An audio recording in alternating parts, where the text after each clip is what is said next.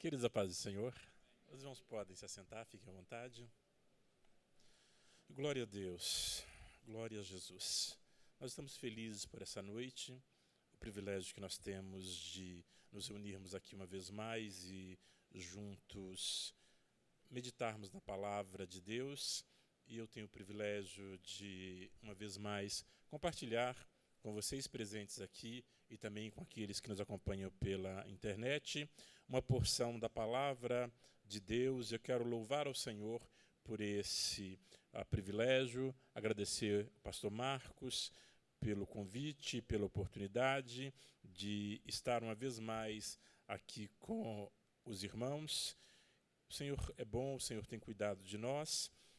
O pastor Marcos, eu acho que ele estava meio duvidoso se eu vinha, né? Porque hoje ele me ligou e eu não pude atendê-lo. A hora que ele ligou, na verdade, ele ligou 12h30. Eu só vi às 4h30 que eu vi a chamada dele. E mandei uma mensagem para ele dizendo: pastor, olha, não pude te atender, nem vi a sua chamada, mas olha, eu vou, tá? Eu vou. Mas graças a Deus aqui estamos para juntos meditarmos da palavra de Deus. Eu louvo a Deus porque eu sei que se eu não pudesse vir, certamente nós temos muitos pregadores nessa igreja. Glória a Deus por isso, né?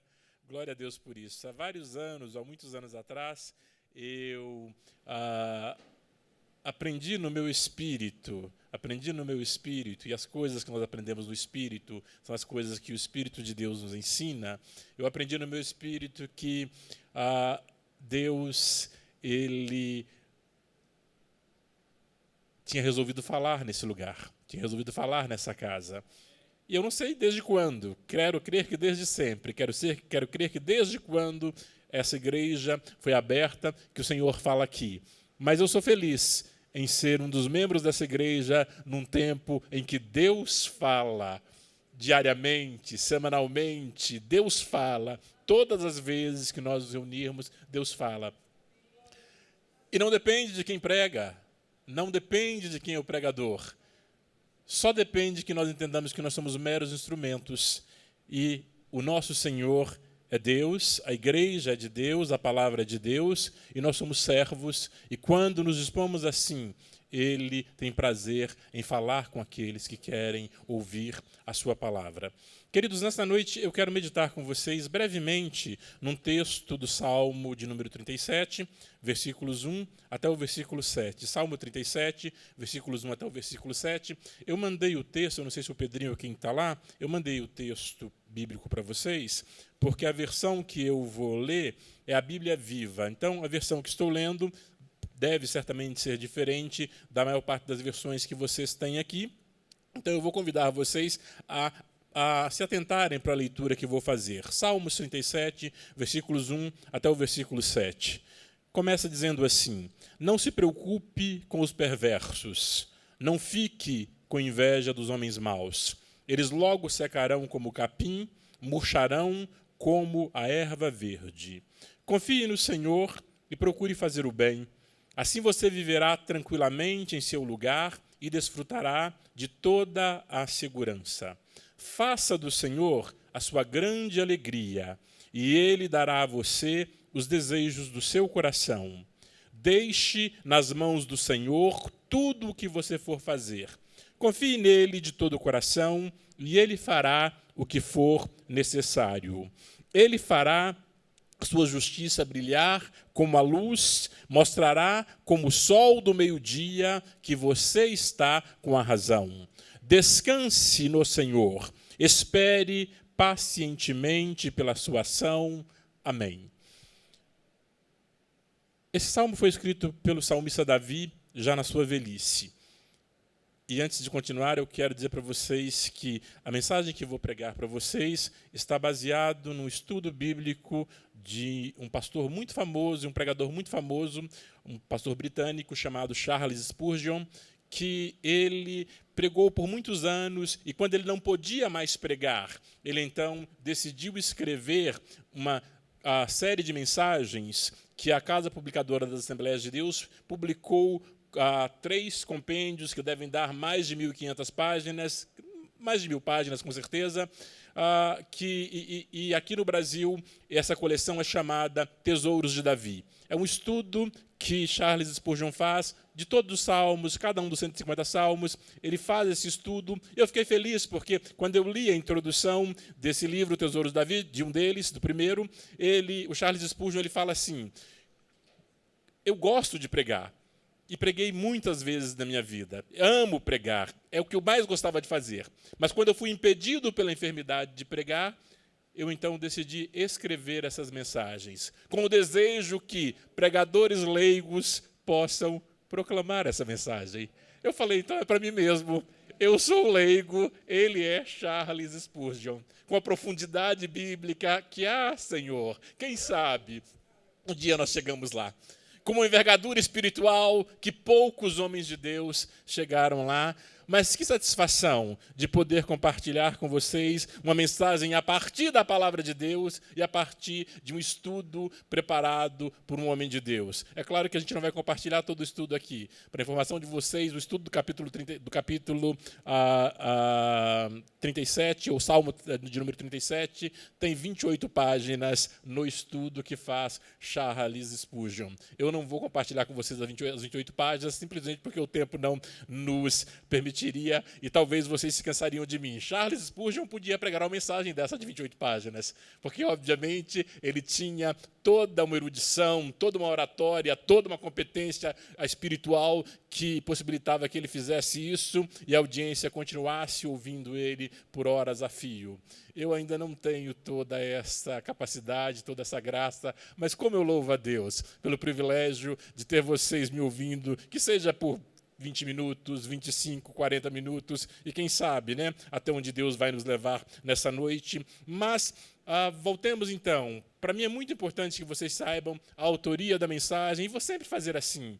Eu nunca quero roubar a glória de outrem, não é o meu objetivo, mas eu creio sinceramente que as mensagens pregadas da palavra de Deus não são de autoria de homens, são de autoria do Espírito Santo. E quando esse pastor e pregador escreve, diz, olha, eu escrevo para que pregadores leigos possam fazer uso desses estudos, é porque ele também entendia que a autoria das mensagens ela é do Espírito Santo. E talvez alguém possa dizer, mas esse é um caminho muito fácil. Depende do que você acha fácil. Eu também gosto de preparar mensagens que, na verdade, de modo geral, são objetos de estudos de diversos autores, quando eu não me encontro um só autor que tem toda a profundidade de Charles Spurgeon. E, na verdade, quando a gente se dedica, e as pessoas, os pastores que aqui estão, que compartilham a mensagem, sabem disso, quando a gente se dedica a preparar uma mensagem com vários autores, talvez você leve vários dias para preparar essa mensagem. Quando você pega um autor como esse, que tem profundidade, daí sim dá para você, em algumas horas, obviamente, entender aquele texto, orar sobre aquele texto, buscar graça do Senhor naquele texto e, obviamente, sumarizar em alguns minutos para apresentar à igreja. Mas o nosso desejo, quando nós apresentamos a palavra do Senhor, é, primeiramente, que o nome do Senhor seja glorificado e que a palavra ela produza o efeito para o qual ela foi enviada, e nós sabemos que Deus não envia a sua palavra em vão. Como disse para vocês, o Salmo 37 foi escrito na velhice de Davi, e como é que eu sei disso? O verso 25 desse mesmo Salmo diz assim, já fui moço, agora sou um velho, mas nunca vi o justo ser abandonado pelo Senhor, nem seus filhos mendigar o pão. Então agora Davi está na sua velhice. E aí eu queria convidar vocês, a partir da meditação que nós vamos fazer agora, queria convidar vocês a se imaginarem o seguinte, imagina você, na sua idade hoje mesmo, assentado com Davi, um velhinho, e conversando com Davi sobre esse tema. No último sábado, eu estive em Minas e fui especialmente porque uma das igrejas resolveu comemorar o aniversário de um dos meus pastores, e esse pastor, aliás, ele já esteve conosco aqui, o pastor Vicente, ele completou 85 anos de idade, e a igreja resolveu comemorar o aniversário dele. Eu fui mais cedo para a casa dele e me assentei com ele na sala, e por horas a fio ele me falava da experiência ministerial dele. E é muito interessante quando nós podemos ouvir pessoas um pouco mais velhas que nós, porque nós sempre aprendemos a partir de uma perspectiva muito melhor. especialmente se é um servo de Deus. Você já imaginou o que é saber que você está mais perto do céu do que da terra? Quando você sabe que você está muito mais perto do céu do que da terra, definitivamente a sua perspectiva é muito diferente de uma perspectiva humana. E aqui está um Davi, já na sua velhice, sabendo que sim, eu estou mais perto do céu do que da terra, e aí ele faz diversas reflexões, mas neste salmo, especialmente, ele nos dá 5 preceitos. E ele trata exatamente do enigma da prosperidade dos ímpios e do sofrimento dos justos. Olha que coisa interessante. O salmo escrito há anos antes de Cristo trata de um problema tão atual quanto 2019. Prosperidade dos ímpios e sofrimento dos justos. Os ímpios continuam prosperando? Sim, muitos ímpios prosperam. Os justos continuam sofrendo? Sim, muitos justos sofrem. Agora, nessa reflexão que Davi faz, ele entende na sua velhice que, por mais que o justo sofra, a indignação e a queixa são proibidos de forma extremamente impressionante. Você pode sofrer, indignar e queixar, é proibido para aquele que serve ao Senhor. E Davi começa dizendo o seguinte: olha, não se preocupe com os perversos, não fique com inveja dos homens maus. Eles logo secarão como o capim, murcharão como a erva verde. O primeiro preceito que Davi, na sua velhice, nos ensina é que, infelizmente, muitos dos crentes, nos tempos de adversidade, eles pensam que estão sendo tratados severamente pelo Senhor, quando eles veem outras pessoas completamente destituídas da fé e de honestidade, se alegrando em sua prosperidade. Esse mandamento que Davi ensina aqui nesse salmo é de muita necessidade no nosso tempo. O mandamento é: não te indignes por causa dos malfeitores. Indignar é se irritar, é preocupar-se, é aborrecer-se, é ressentir-se, é encolarizar-se, é zangar-se. A natureza é muito hábil em acender o fogo da inveja quando vê transgressores da lei andando a cavalo e súditos obedientes andando a pé no lodo. É uma lição que somente a escola da graça ensina quando percebemos as providências mais paradoxais, com tranquilidade sincera de quem está certo, de que o Senhor é justo em todos os seus atos. Davi, na sua velhice, não tinha dúvida. O Senhor é justo em todos os seus atos. Mas ele sabia, dá uma inveja tremenda quando a gente vê o ímpio prosperando e a gente não está indo muito bem. Davi sabia disso. Davi certamente viu pessoas ao longo da sua vida invejando os outros. Davi certamente pode também, em algum momento, ter invejado alguns homens maus, e agora, na sua velhice, ele conclui que não vale a pena. Aliás, mais que não vale a pena, ele diz que é um mandamento, que nós não devemos. Ele diz, olha, não se preocupe com os perversos e não fique com inveja dos homens maus. É o mesmo conselho dado, só que de outra forma, né? Quando ele diz não fique com inveja dos homens maus.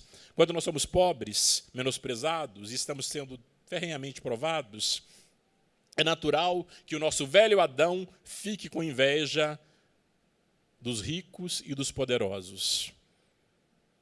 É natural que a gente olhe para quem está indo muito bem, para quem está com muito dinheiro no bolso, para quem aparentemente vai tudo muito bem, e inveje essas pessoas.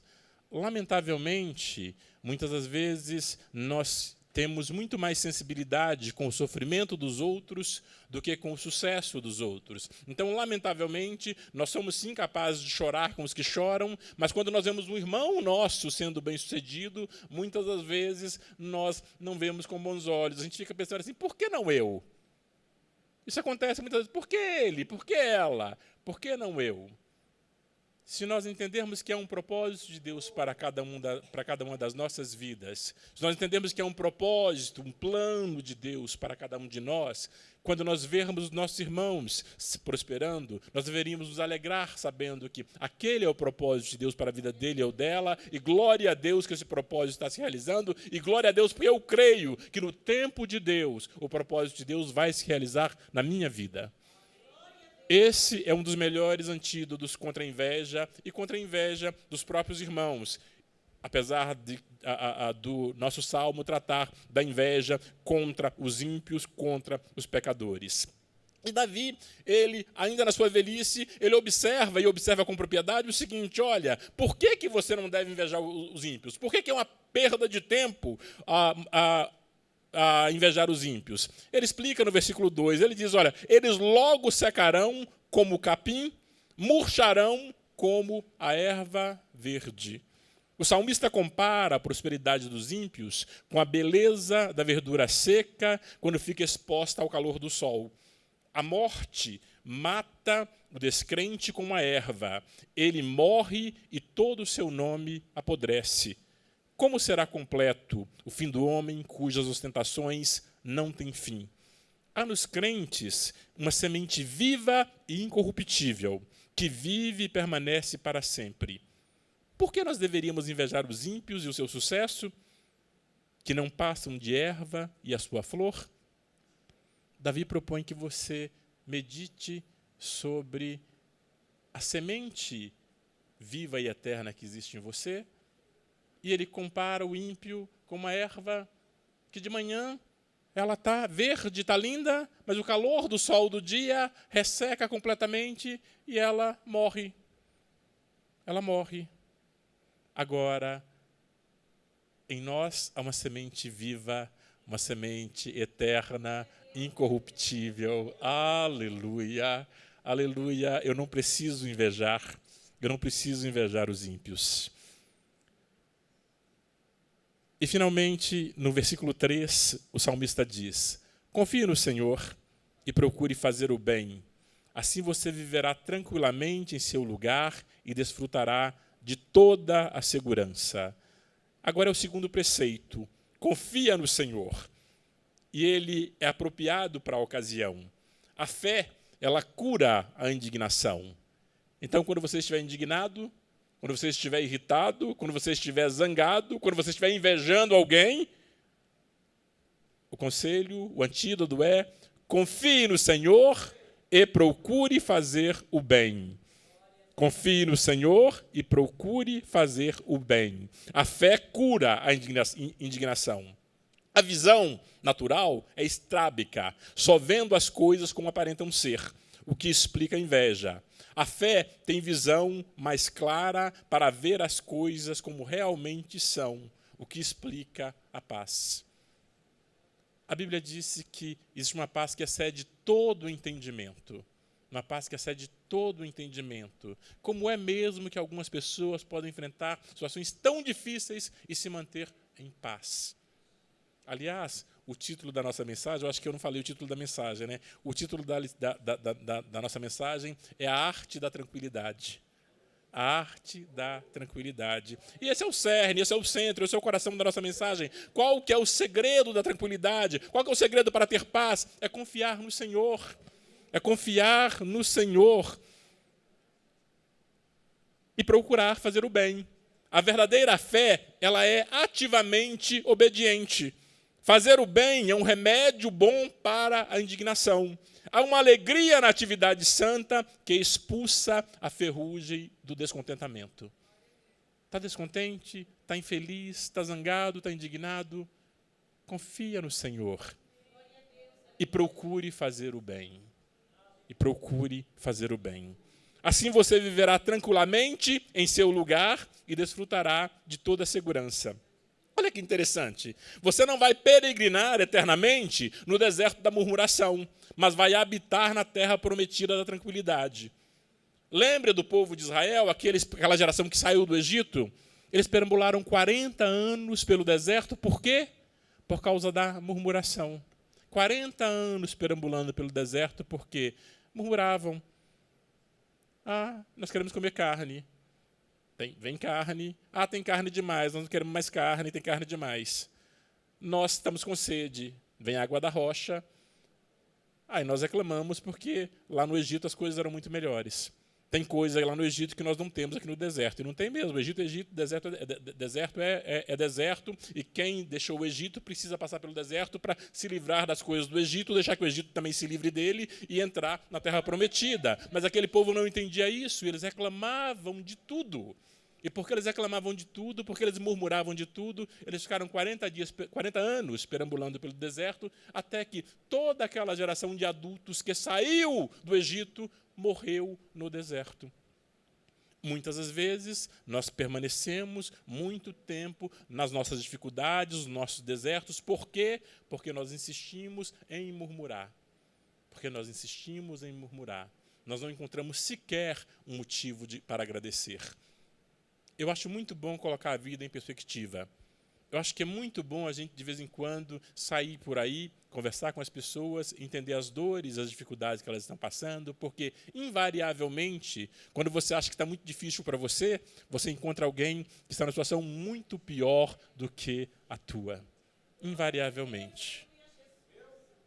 Agora, sejamos sinceros. Como servos do Senhor que somos, muitas das vezes nós enfrentamos problemas, dificuldades tais que, para nós que confiamos no Senhor, para nós que dependemos do Senhor, para nós que já experimentamos a fidelidade do Senhor, não parece fácil aquelas situações? Imagina vocês como é enfrentar a situação que você acha que foi difícil demais. Imagina você como outra pessoa que não tem Cristo, que não tem fé, que não tem segurança, que nem tem salvação, passar pela mesma situação que você passou.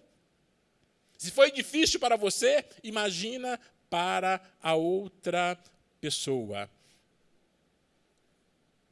Mas a promessa é que nós não vamos peregrinar no deserto da murmuração, a menos que nós quisermos.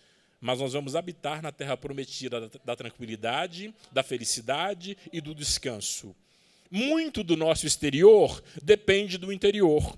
Onde há céu no coração, haverá céu na terra. Eu vou repetir. Muito do nosso exterior depende do nosso interior. Onde há céu no coração, há céu em casa.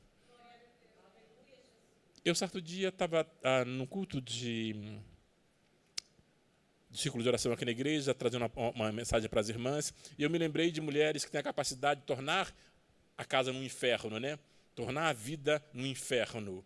Agora, aqui o texto disse que se houver céu no coração, haverá céu em casa. O céu, e nós temos, obviamente, essa capacidade de atrair o céu para a terra, temos como? Jesus ensinou. Ele disse, olha, vocês devem orar assim: Pai nosso que estás no céu, santificado seja o teu nome, venha a nós o vosso reino, ou seja, venha o teu reino e seja feita a tua vontade, assim na terra, como ela é feita no céu. Então, assim como é no céu, pode ser na terra, se nós estivermos dispostos, obviamente, a ter essa experiência do céu na terra. Agora, tem pessoas que têm a capacidade de tornar a terra no inferno, de tornar a própria casa no inferno. Que Deus tenha misericórdia de nós que aqui estamos e daquelas pessoas também que nos acompanham pela internet. Meu irmão, minha irmã, não torne a sua casa no inferno. Não, atraia o céu para a sua casa, mas o céu precisa estar no seu coração, precisa estar na sua atitude de gratidão, precisa estar na sua atitude de convicção, de certeza, de fé, de confiança de que Deus cuida, de que está difícil, mas que Deus está te conduzindo e que Deus vai te ajudar a superar, a vencer, e que há esperança para você. Continuando, o salmista diz no versículo 4, faça do Senhor a sua grande alegria e Ele dará a você os desejos do seu coração. Faça do Senhor a sua grande alegria e Ele dará a você os desejos do seu coração. Este é o terceiro preceito. Nós devemos observar como os preceitos foram colocados pelo salmista de forma ascendente. Primeira ordem é para não nos preocuparmos nem invejarmos. Depois, nós somos ordenados a confiar ativamente e agora o mandamento é fazer do Senhor a sua grande alegria e o regozijo do seu espírito. Ele diz, olha, não se preocupe, Não inveje, confie, e agora que você não está preocupado, agora que você não está invejando ninguém, agora que você não está irritado, indignado com ninguém, agora que você não está murmurando, que você está confiando, agora sim, faça do Senhor a sua grande alegria e Ele dará a você os desejos do seu coração. Mas como é isso, João? Quer dizer que qualquer coisa que o meu coração desejar eu terei? Será que é isso que diz a palavra? Qualquer coisa, então é só eu desejar no meu coração que eu terei. Vamos ver o que diz aqui, né? Nós devemos observar, bom, já disse isso, mas deixa eu continuar aqui. Os maus, eles deleitam-se nas coisas carnais. Por isto, o comentarista ele diz: não os invejes se tiverem a permissão de saciarem-se em tais ídolos vãos. Olha para o teu deleite, que é melhor, e enche-te fartamente com a tua porção, que é mais sublime. Longe de invejar os ímpios, você deve ter pena deles, que não podem experimentar o mais elevado prazer reservado para os servos de Cristo. Ele dará a você os desejos do seu coração. Os homens que se deleitam em Deus desejam e pedem somente o que agrada a Deus. A sua vontade está submetida à vontade de Deus, e agora eles podem ter o que quiserem. Quando a sua vontade está submissa à vontade de Deus, quando o seu coração está alinhado com o coração de Deus, quando o seu pensamento procura os pensamentos de Deus, você pode desejar o que quiser e pode ter tudo o que você quiser. Eu não sei quantos de vocês aqui têm filhos e que, obviamente, os filhos eles gostam de receber presentes, especialmente nas datas especiais, e que você, muitas vezes, coincidiu de você ter planejado, vou dar esse presente para o meu filho, ou você muitas vezes foi lá e comprou o presente, e trouxe o presente, e entregou para o seu filho. Ele disse: pai, era exatamente isso que eu queria. Mãe, era isso mesmo que eu queria. Você percebe a sinceridade e a alegria? Era isso mesmo que ele queria. Por quê? Porque o pensamento do pai estava alinhado com o pensamento do filho, o desejo do filho estava alinhado com o desejo do pai, e coincidiu. Aqui é isso que diz o texto. Quando o nosso pensamento se alinha com o pensamento do nosso Deus e Pai, quando o nosso desejo se alinha com o desejo dele, nós podemos desejar tudo o que nós quisermos e ele concede o desejo do nosso coração. Infelizmente, queridos, há muito evangelho enganoso sendo pregado por aí. Há muita gente que acha que Deus vai realmente, simplesmente dar tudo o que elas desejarem nos seus corações para o seu próprio deleite ou para a sua própria ostentação. Não, não é assim que Deus faz. Mal. O pastor Paulo está lembrando aqui um texto de Tiago, onde Tiago diz: vocês pedem e não recebem, sabe por quê? Porque pede mal. Pede para gastar com seus deleites, com seus prazeres. Agora, quando você alinha o seu coração com o coração de Deus, você pede e você fica feliz quando recebe, porque o seu pensamento está alinhado com o pensamento de Deus. E muitas vezes na dúvida, porque às vezes nos ocorre essa dúvida: será que essa é a mesma vontade de Deus? Nós até queremos, mas como não sabemos se é a vontade dele, nós oramos e dizemos: Pai, eu queria muito isto, mas faça segundo a sua vontade. E quando o Senhor vê sinceridade nos nossos corações, quando Ele vê que de fato nós somos sinceros, nesse faça segundo a sua vontade, Ele faz segundo a vontade dele. Agora, sabe o que é interessante na vontade dele? A vontade dele é boa, é perfeita, é agradável, e a vontade dele é surpreendente. Eu não sei a sua experiência de submeter os seus desejos à vontade de Deus, mas todas as vezes que eu submeti os meus e disse: Senhor, faça segundo a sua vontade, Ele fez muito mais além, abundantemente do que eu pedi ou pensei, porque Ele, aleluia, Ele é capaz de fazer isso por nós. Glória a Deus. Continuemos, versículo 5. Deixe nas mãos do Senhor tudo o que você for fazer. Deixe nas mãos do Senhor tudo o que você for fazer. Confie nele de todo o coração e ele fará o que for necessário. Entrega o teu caminho ao Senhor. Deposita no Senhor o fardo da sua vida. Deposita no Senhor o fardo da sua vida. Queridos, quantos crentes, quantas pessoas que aceitaram a Cristo vivem carregando fardos pesados? Quantos? E às vezes, eu confesso para vocês que já me aconteceram algumas preocupações, que eu me senti também com um fardo pesadíssimo. Eu refleti e falei, como assim? Quando Jesus me convidou, ele disse, vinde a mim todos os que estáis cansados e oprimidos, e eu vos aliviarei. É essa a promessa dele quando ele nos chama. Então Jesus nos chama para uma vida onde nós vamos estar aliviados de todos os nossos fardos. Agora, ainda existem muitos crentes que vivem subjugados pelos fardos. Por quê? Porque eles não fazem o que diz aqui, olha, deposita no Senhor os fardos da sua vida. Deixa com o teu Senhor não só a sua atual indignação, mas todos os teus cuidados. De fato, submete a Ele toda a tendência geral do teu caminho. Lança fora a ansiedade, renuncia à tua vontade, submete o teu julgamento, deixa tudo com o Deus de todos. Esse é o remédio para expelir a inveja. Que grandiosa conquista esse quarto preceito indica. Como deve ser feliz aquele que diariamente entrega o seu caminho ao Senhor.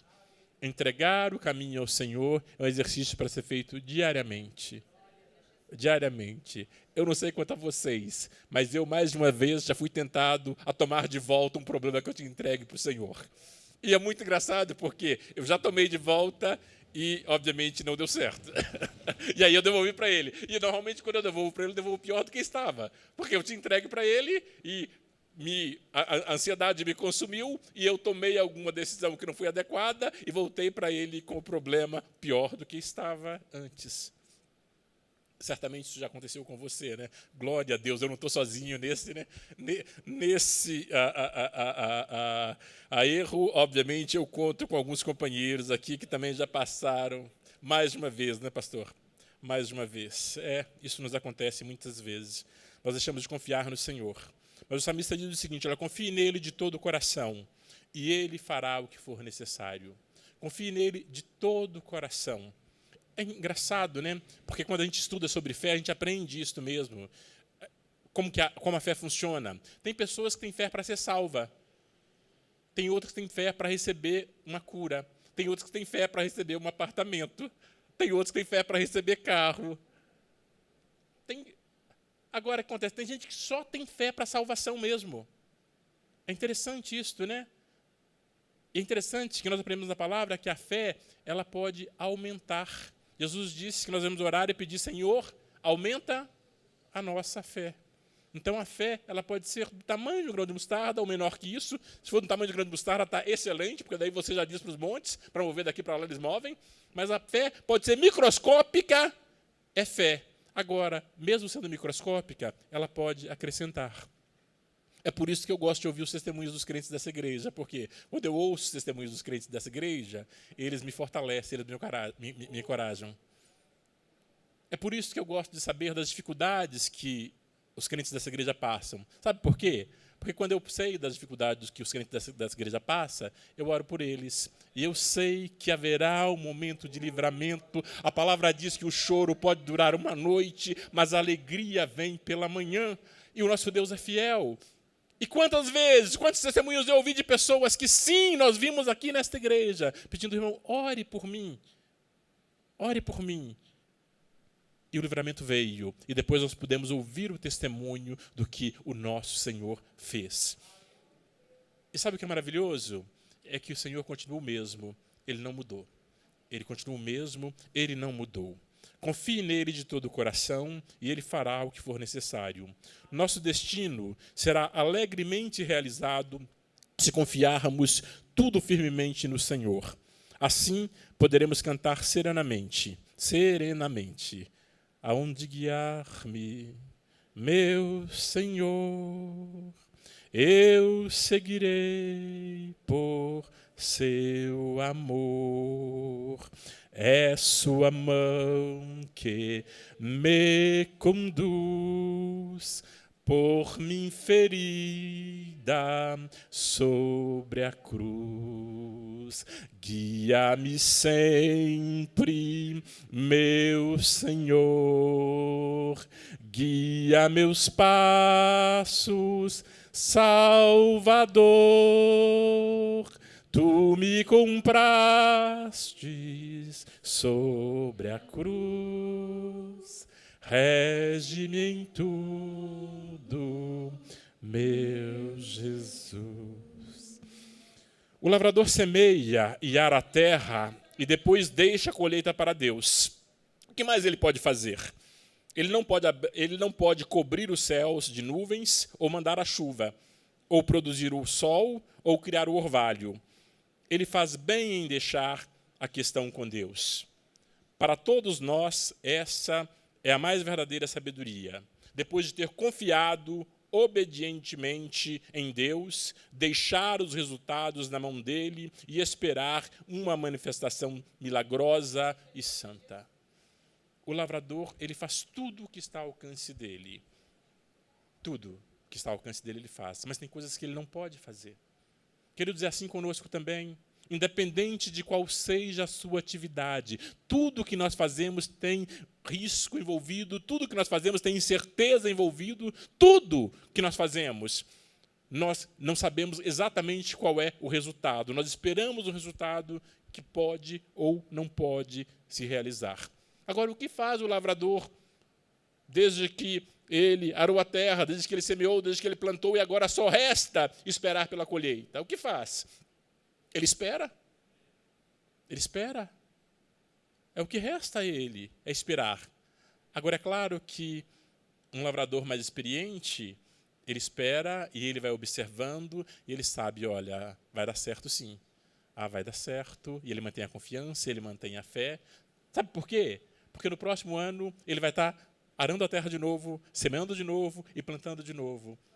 Pode ser que uma dessas colheitas falhe. Pode ser que mais de uma dessas colheitas falhem por causa da chuva, do excesso de chuva, ou por causa da falta de chuva, ou do excesso de sol. Isso pode acontecer. Mas no ano seguinte, lá estará o nosso lavrador novamente, arando a terra, semeando, plantando e crendo que a colheita virá. O que nós podemos fazer? A maior parte de nós aqui, eu quero crer que aqui nós não temos nenhum lavrador presente aqui, talvez tenhamos algum lavrador pela internet, mas nosso labor diário, qualquer que seja a nossa atividade, nós devemos fazer tudo o que está ao nosso alcance. Agora, feito tudo o que está ao nosso alcance, confie nele de todo o coração e ele fará o que for necessário. E ele fará o que for necessário. Vale a pena trabalhar confiando no Senhor. Vale a pena lavrar confiando no Senhor. Vale a pena laborar confiando no Senhor. Vale a pena fazer qualquer que for a nossa atividade confiando no Senhor. Porque quando nós fazemos o que nós podemos fazer e confiamos nele de todo o coração, ele faz tudo o que for necessário. O problema de alguns de nós é que nós não queremos fazer nada. O problema de algum de nós é que, diante dos riscos, das incertezas, das dificuldades, não vou plantar não, vai que chove, ou vai que não chove, vai que chove demais, vai que chove de menos. E aí a gente não toma o risco. Aí o escritor do livro de Provérbios diz assim, o preguiçoso, ele diz, não vou sair para trabalhar não, tem um leão lá fora. Tem um leão lá fora. Agora, quem confia no Senhor vai sim para o trabalho, a despeito dos riscos, das incertezas, dos leões que nós precisamos matar 1 ou 2 ou 3 por dia. Ele vai confiando que eu farei tudo que está ao meu alcance. Alguém disse, não sei exatamente quem disse, mas a frase é: ore como se tudo dependesse de Deus, mas trabalhe como se tudo dependesse de você. Então você trabalha como se tudo dependesse de você, mas trabalhou, fez tudo o que você podia fazer, agora ore como se tudo dependesse de Deus e creia, e confie de todo o seu coração, e Deus, o nosso Deus, fará o que for necessário. E no versículo 6, o salmista continua nos aconselhando, né? Lembra que nós estamos aqui conversando com o salmista já na sua velhice? Ele continua nos aconselhando e diz o seguinte: olha, se há algum problema em relação à sua reputação pessoal, lembre o seguinte: Ele, Deus, fará a sua justiça brilhar como a luz, mostrará como o sol do meio-dia que você está com a razão. Quando você estiver com a razão, não se preocupe em provar que você está com a razão. Nós podemos nos contentar, especialmente em permanecer calados e deixar a nossa defesa com o juiz de toda a terra. Quanto mais nos indignarmos nesse caso, pior é para nós. Nossa força está em ficarmos quietos. O Senhor inocentará os caluniados. Se buscarmos a sua honra, Ele cuidará da nossa. Ele diz na sua palavra: honrarei aos que me honram. Quando a fé aprende a suportar a calúnia com compostura, é maravilhoso constatar que a sujeira não suja a fé, mas se desprende como bola de neve de uma parede de granito. Até nos piores casos, em que o bom nome é por certo obscurecido, a providência divina enviará um esclarecimento justificativo como a luz da aurora, que vai brilhando mais e mais, até que você que foi censurado seja admirado, pois o próprio Deus mostrará como o sol do meio-dia que você está com a razão. Se você está com razão, se você foi censurado, se você foi caluniado, querido, não perca tempo querendo fazer a sua defesa. Entregue para o Senhor. Ore ao Senhor, entregue para o Senhor e, por favor, não faça a macumba gospel. Não é isso que eu estou dizendo. Eu vou fazer um voto aqui para o Senhor acabar com ele ou com ela. Não é para fazer voto para o Senhor acabar com ele ou com ela. Pelo contrário, você vai orar para que o Senhor abençoe, prospere, torne ele ou ela que te caluniou muito bem sucedido. É para isso que você vai orar. E fazer isso com sinceridade, de modo que o Senhor tenha prazer na sua oração e no tempo certo o Senhor vai te exaltar. Finalmente, no versículo 7, o salmista diz: descanse no Senhor, espere pacientemente pela sua ação. Olha, esse quinto e último preceito, ele é muito divino e exige muita graça para cumpri-lo. Descanse no Senhor e espere pacientemente pela sua ação. Me conta, quantos de vocês são realmente capazes de descansar no Senhor no meio da dificuldade, da dúvida, da correria, das contas vencendo, dos cobradores batendo na porta, das execuções, de tudo mais acontecendo? Quem é mesmo capaz de esperar com paciência pela ação do Senhor? Então, o texto diz para descansar no Senhor e esperar pacientemente pela sua ação. Agora tem um detalhe que o profeta Isaías registrou. O profeta Isaías, aquele mesmo Isaías que era primo do rei Uzias, que servia lá no palácio, e eu acho que ele estava tão impressionado com as coisas do palácio, que até que o rei Uzias morreu, ele não relata nenhuma visão. Agora, quando Uzias morre, ele diz: no ano em que morreu o rei Uzias, eu vi o Senhor assentado sobre um alto e sublime trono. Muitas vezes nós nos ocupamos de algumas coisas que precisam morrer nas nossas vidas para que nós vejamos o que o Senhor é capaz de fazer. Agora, esse mesmo Isaías que agora, após morrer o rei Uzias, ele passa a ter essas visões, ele vê um Senhor que, esse Isaías diz o seguinte: operando Deus, quem o impedirá?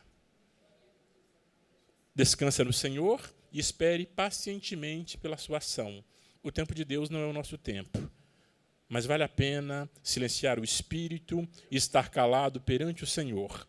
Esperar na paciência santa o tempo para esclarecer as dificuldades da providência são atitudes que todo coração benevolente deve tomar. Uma língua silenciosa mostra, em muitos casos, não só uma cabeça sábia, mas um coração santo. Descanse na vontade de Deus, pois seja o que Ele quer, pois seja o que for que Ele desejar, é para o seu bem, o seu mais elevado bem. Descanse na vontade de Deus. Descanse no amor de Deus e medite com frequência nas palavras de Jesus. Descanse na misericórdia de Deus. Descanse no relacionamento que Deus te proporciona. Lembre-se, você é filho e Ele é pai. Espere pacientemente pela sua ação. O tempo não é nada para Ele, que também não seja nada para você. Vale a pena esperar em Deus. Ele nunca está adiantado, nem nunca está atrasado. Quando lemos uma história, esperamos pelo final para entender o enredo. Não devemos prejulgar o grande drama da vida e sim ficar até a última cena para ver qual será o seu grande final. O nosso salmista, na sua velhice, ele já tinha visto várias coisas acontecendo ao longo da sua vida. Ele já tinha visto o final de vários homens maus, de vários invejosos. Ele tinha visto o final de alguns justos também que invejaram homens maus, que se indignaram com homens maus. E ele vem e nos dá esses 5 preceitos que nós aqui mencionamos. Não se preocupe e não inveje, confie no Senhor, faça do Senhor a sua grande alegria.